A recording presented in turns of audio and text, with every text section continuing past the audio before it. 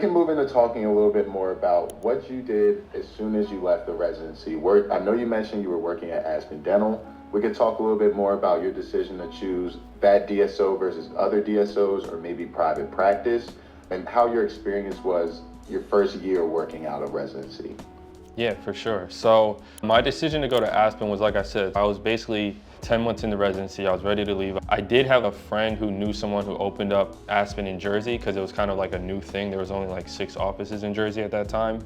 And I got in contact with them. And what really made me take on the role was that it was probably the only situation where I was going to be getting like a managing clinical director role. So they offered me the managing clinical director role, which at Aspen means you're the lead dentist of a practice and you get a higher percentage bonus. And yeah, just the opportunity to learn the business, right? Because like I told you, I always was interested in entrepreneurship. I spent a lot of time in dental school, even like reading like, personal development books, business books. So I always kind of was like, it kind of turned, like it was something that was attractive to me, right? Like, all right, I'm just gonna go straight in. I can make decisions and be this guy in charge. This is cool. So I took that on, and within the year, I was earning definitely more than the average person that was just coming out of residency. I think I was probably made about 200, 250.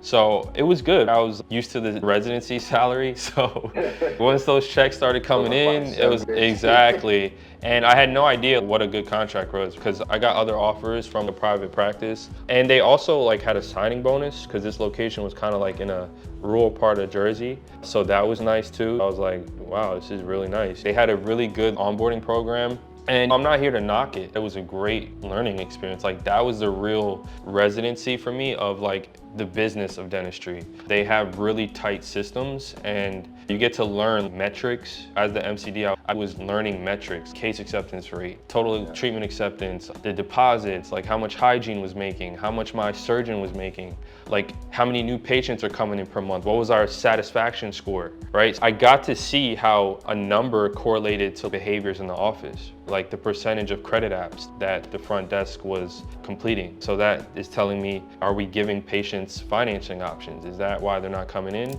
And that kind of just opened my mind to like, oh wow, this is cool, right? Eventually it got to a point though, because Aspen is more surgical based. So I did a lot of extractions, a lot of surgical extractions, which I liked, but I was missing that private practice feel of having more autonomy and being able to practice how I want to, not someone telling me this is what we got to do. So I eventually was over it. I left and I found the DSO that I'm at now. I cut back time, right? I went to 4 days from 5 days a week. I was like, wow, this is chill. Like 4 days, I get 3-day weekends, and I was trying to recharge myself, get back into it.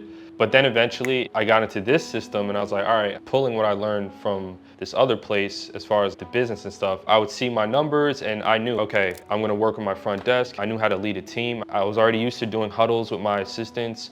I was already used to firing assistants, finding good assistants, training them myself, dealing with like crazy patient situations where I have to refund money. I remember one time like I had like burnt this patient's lip doing endo, and he already was super anxious and he liked me, the parents liked me, and like I was doing this endo, I went to operate it and my assistant moved the patient a little bit and it burned his lip. The parents came in the next day. I'm the only doctor there and I had to like kind of just deal with that. They're like ready to like kind of curse me out. And in that moment, I learned the power of honesty and humility. I didn't say, oh, this happens. I said, I understand. This hurts me just as much as it hurts him.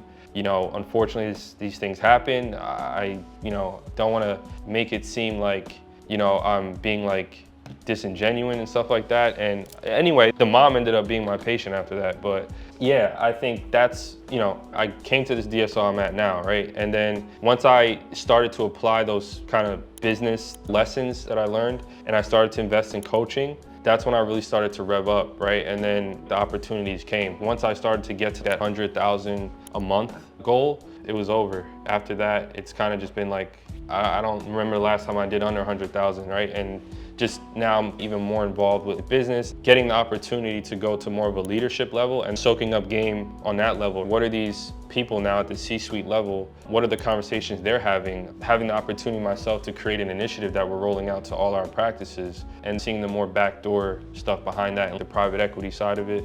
I find it really interesting how you mentioned that year at Aspen that you did a residency, but in the sense of learning the business. Yep. Another thing that you don't learn at all in dental school is the business side of things. The business side they teach you is how to be an associate. But when you were at Aspen, you were learning how to be the head of the practice. Exactly. Which, like you said, regardless of whether you're the owner or the associate, you're the leader of a team. Exactly. You have to be in charge of hygienists, assistants, front desk, all that stuff. And I think it is very important that you are learning things like the case acceptance rates, satisfaction rates, etc., because it's helped you a lot in your next role and eventually becoming this regional manager of the DSO. These are things that you would have had to know already to be propelled into that role. Exactly. So I think it's very important, like you said, knowing what's right for you. Like you said, you had to make that tough decision of leaving the GPR at Bronx Health, but it seems like your steps were ordered. Things worked out the way they were supposed to. Definitely fell into place. And, you know, I'm not here to be like the DSO guy, like, you know, because everybody's situation is different, right? But I have been able to see different models and understand how they all work.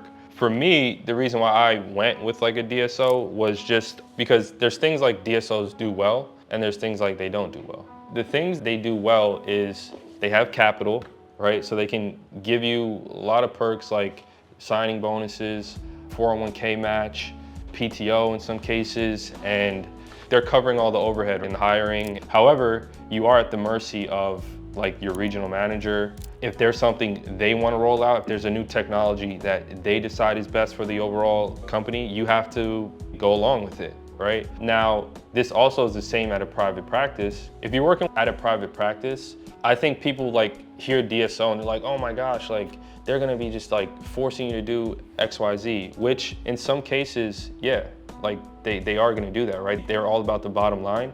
But what makes you think that a private practice owner doesn't have to be profitable too?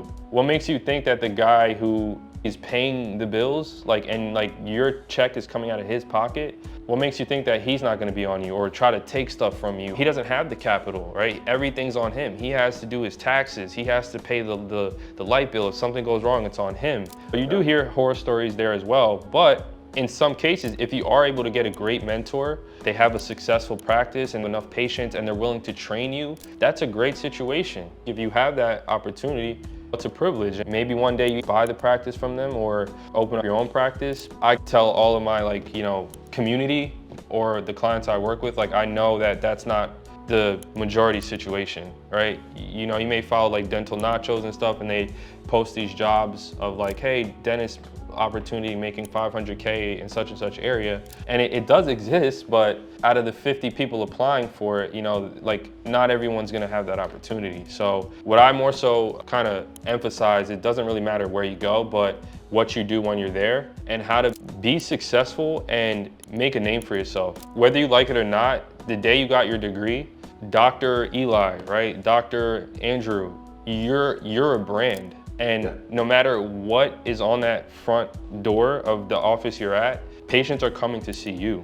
And your colleagues and peers, and they're gonna know your name and your reputation is gonna be attached to that. You need to protect it with your life. So literally every encounter with a staff member, with the patient, always have that in the back of your head. Your name is always on the line. As soon as your name is ruined, you're pretty much done in this type of field, right? It's like, oh yeah, Dr. So-and-so butchered me, or he was weird with the assistant. The word spreads fast and you don't really want to have that reputation. Once you figure out how to be successful, build a following, produce, you're good, right? The analogy I try to tell you was like the NBA. It's like, okay, you graduated, you're now in the NBA. Okay, but what are you gonna do from here, right? You can go and be a LeBron. You can go be Steph Curry, right? Or you could just be the person who just was in the league and is getting the minimum payment and no one really knows who they are, but you're at the mercy of luck pretty much. Whereas if you can figure out how to be successful,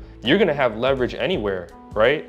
If I wanted to go into private practice now, I could say, hey, look, I have this experience. I produce 1.5 million. I've overseen 5 offices that do 7-8 million a year. I'm gonna have leverage in any situation. I can negotiate my contract, which I have, right? So I hope all this helps. If you have any further questions, you can hit the link in my bio. Join my private school community, which is 100% free. Ask me any questions. I'll do my best to guide you. I'll give you a link to that service I told you about. And like, comment, subscribe, and I will see you guys in the next one. Peace.